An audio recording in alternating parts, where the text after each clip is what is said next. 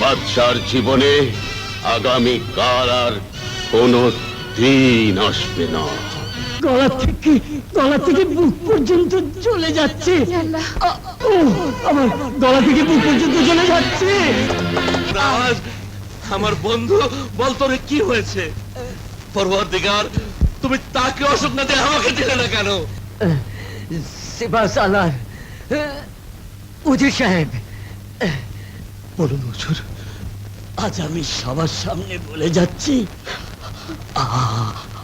আমার মৃত্যুর পর আমার বন্ধু কাসেমের হাতে সিংহাসনের দায়িত্ব দিয়ে গেলাম।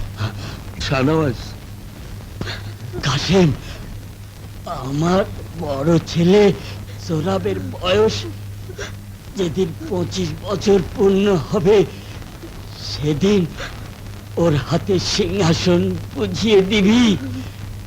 কথা দে, তুই আমার অনুরোধ রাখবি। কথা দে।